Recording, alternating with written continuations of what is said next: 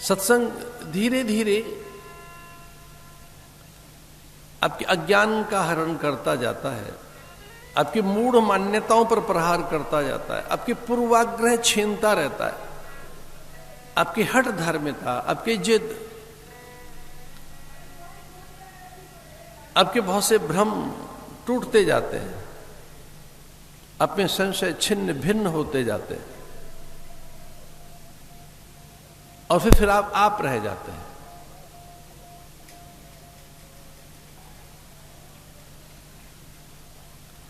आपके जो पाले हुए भ्रम हैं, आप में जो एक बड़ी नकारात्मकता है, वो पल भर में ही चली जाएगी। आप धीरे धीरे सकारात्मक होने लगते हैं, विधेयक होने लगते हैं, एक स्वीकृति पैदा होने लगती है अन्यों के प्रति, सभी के प्रति एक मान्यता, सभी के प्रति आदर का भाव आप में विकसित होने लगता है। आप में करुणा, मुदिता, मैत्री, उपेक्षा जगने लगती है। उपेक्षा का अर्थ अनादर नहीं है, लेट गो।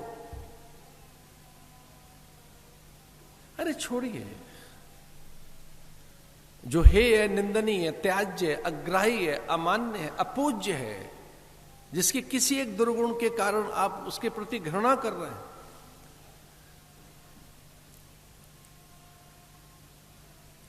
किसी एक, चूंकि वो आपके अनुकूल नहीं है, वो आपको उतना आदर नहीं दे पा रहा है, किन्हीं कारणों से उससे आपको अधिक आदर नहीं मिला, अधिक सम्मान नहीं मिला है, किन्हीं कारणों से कुछ परिस्थिति जन्य कारण है या उसमें अज्ञानता है, तो चूंकि वहां से आदर नहीं मिला है, अपनापन नहीं मिला है, सहानुभूति नहीं मिली है, सहयोग नहीं मिला है, सम्मान नहीं मिला है, समर्थन नहीं मिला है, इसलिए उस व्यक्ति, वस्तु, पदार्थ, उस दृश्य, घटनाओं, समुदायों, जातियों के प्रति, उन देशों के प्रति घृणा, तो आप उपेक्षा करना सीख जाते हैं। उपेक्षा,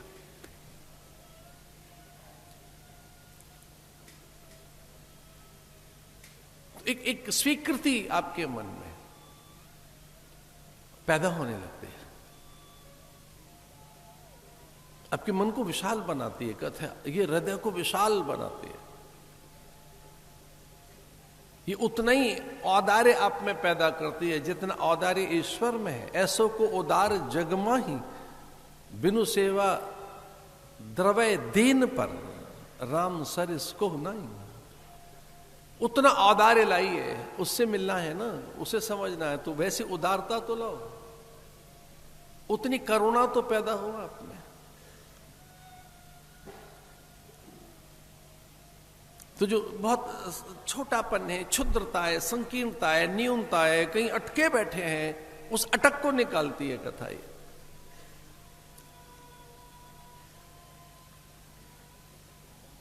ये कथा प्रकाश है तो प्रकाशित करती है आपके कोने कोने को, और जिस कोने में प्रकाश नहीं पहुंचता है, प्राण नहीं पहुंचते हैं, वहां दुर्गंध रहती है। वो कोना अंधेरे में घिरा है, वहां विषैले जीव जंतु, विषाक्त वनस्पतियां, कितने रोगाणु पैदा हो जाते हैं जहां जिस कोने में प्रकाश नहीं पहुंचता है, जहां प्राण और पवन नहीं पहुंचा है। बहुत गहरे अंधेरे में, कहीं बहुत गहरे किसी कोने में कभी प्रकाश नहीं पहुंचता, वहां प्राण नहीं पहुंचता है, तो वहां रोगाणु रहते हैं, उस अंधेरे में विषाणु रहते हैं, उस अंधेरे में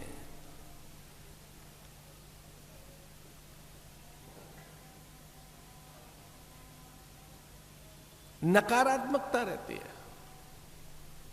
मन के किसी भी कोने में अंधेरा मत रहने देना,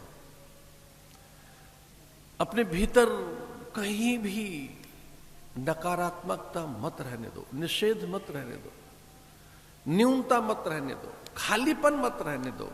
मन के कोने कोने को प्रकाशित कीजिए, आलोकित कीजिए, सहज बनिए, सकारात्मक रहिए, हल्के रहो, उत्फुल्लित रहिए, प्रसन्न रहिए। तो ये कथा आपके भीतर करुणा पैदा करती है, मुदिता, मुदित रहिए, प्रसन्न वदन रहिए, प्रसन्न, प्रसन्नानना, आपके चेहरे पर प्रसन्नता रहे, आनंद रहे। और वो तब संभव है जब वैसे विचार हो।